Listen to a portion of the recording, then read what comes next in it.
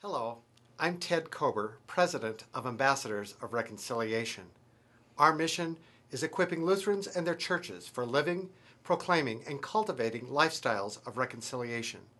My guest with me today is Reverend Oleg Schewtschenko, a Lutheran pastor from Ukraine. Thank you for being with me today. Thank you, Ted. It's a big privilege and joy to be here with you.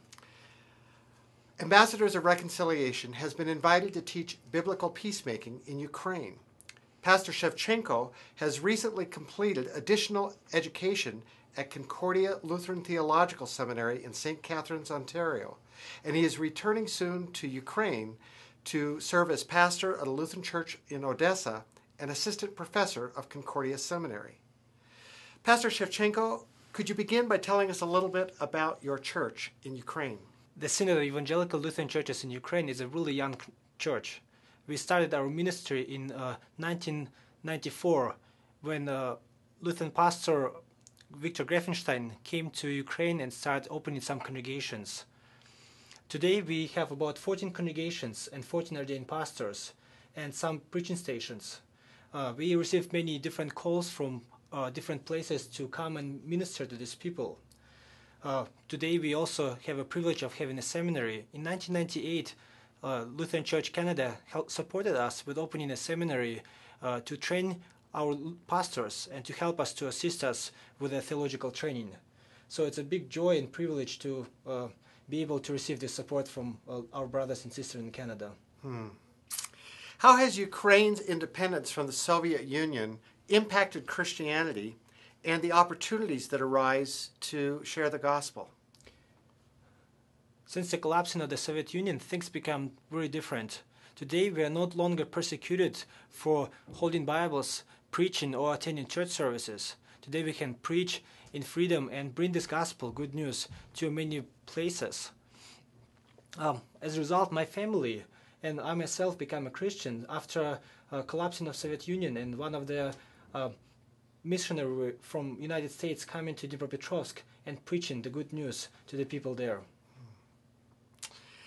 While studying at the seminary in Ontario, you became acquainted with biblical peacemaking and had the opportunity to attend one of our week-long training events called Church Reconciler Training. How has this training affected you personally? I was really privileged to be able to attend this training, and I learned a lot by reading and attending these classes. I studied theology many years and in many countries, and I learned a lot how to help people, how to prepare people who are sick or dying, how to minister to people who lost and mourn the loss of their beloved ones. I even learned how to teach or prepare people for marriage. But I never studied how to help people in the conflicts.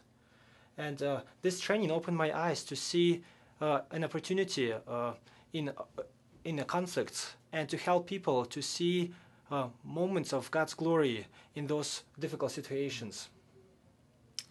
Why do you believe that training in biblical peacemaking is so important for the church in Ukraine at this time? We are a young and growing church, and we are working with people who are involved in many different conflicts. We hope and pray that this ministry will be able to help us to bring and teach people how to deal with these difficult situations. And let me tell you a story. It was a small place, small village of about 2,000 to 3,000 people, and we had a small congregation that was opened just a couple years ago. And there was two men in this place who were fighting with each other for many years, and they couldn't be in one room, they couldn't deal with each other. It was such a long time that they actually have forgotten what this whole conflict was about. And so, by God's grace and through God's good news, they became members of our church. But very difficult was that they brought this conflict from the world into the church, and they were trying to divide people into different camps, and it was really hard for the preaching. We tried many times to bring them together to talk and to reconcile, but it was really difficult. But through some prayers and long conversation, we give them an opportunity to reconcile, to ask for forgiveness, and to forgive each other.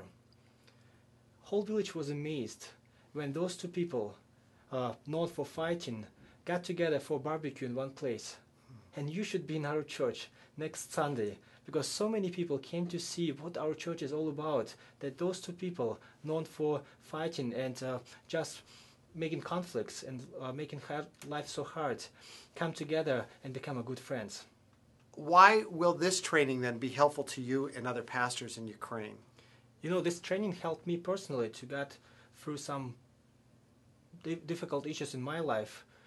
My father left my family when I wasn't born, and it was a long time and a long problem just for me. And this kind of training helped me to work through my personal issues with my father. I hope and pray that this training will help and equip people in Ukraine to deal with their conflicts with each other and their conflicts with God. In what language will the training be translated? Ukrainian is the official language of the Ukraine, but we work in Russian language because still many people don't know how to speak Ukrainian. So Russian languages, we use it to preach, teach, and work in our seminaries. Are there any other places in which the materials translated into Russian can be used? Russian language will open doors for the materials not be only used in Ukraine, but in any other country of the old Soviet Union. Countries like Georgia, Belarus, Moldavian, or Kazakhstan, Kyrgyzstan will be able to receive this information, books, and will be able to understand them. We hope this language will open the doors for this ministry in many different places of old Soviet Union. 170 million people speak Russian language. It's a big place to reach out. Although you've received some training in reconciliation, why is it important to have people from Ambassadors of Reconciliation come and do training at the seminary and with your pastors and other church leaders? You know, Ted, probably I will be able to teach some of the materials, but something that I discovered by visiting your seminar, the ability of using Bible passages and so many examples that speak directly to me and to people around us, helping them to see themselves in this kind of conflict situations and help them to find a way for the reconciliation, bring them gospel from the scriptures to do impossible. Certainly, part of our goal would be to not only equip you what to do in your own lives, but how to reach your people, the people, the congregations, but also future pastors. And as you begin to apply this, you'll build your own experiences. But if we can come a couple of times to assist you in that, maybe we can help you get jump-started in biblical peacemaking. It would be a big joy for us. Neither Ambassadors of Reconciliation nor the Synod of Evangelical Lutheran Churches in Ukraine have the financial resources to make this kind of training happen. We depend on the generous contributions of friends who give freely of their resources and support us in their prayers to make this happen. There are people right now, Pastor Schewtschenko, who are watching this video who may be interested in financially supporting this work. What would you say to them? Dear friends, I would like to thank you for, in the name of my little young church in Ukraine, for your prayers and support, and for your open hearts to the Lord and to His ministry in Ukraine. I would like to ask you to pray about your brothers and sisters and support them in the way God moves your hearts to support. You will help to change lives of the people in Ukraine or other Russian-speaking countries. You can help people to experience reconciliation with God and with each other. Please help us to share this message of the reconciliation and God's forgiveness to other people. Большое спасибо за ваши молитвы. Пусть Бог благословит вас.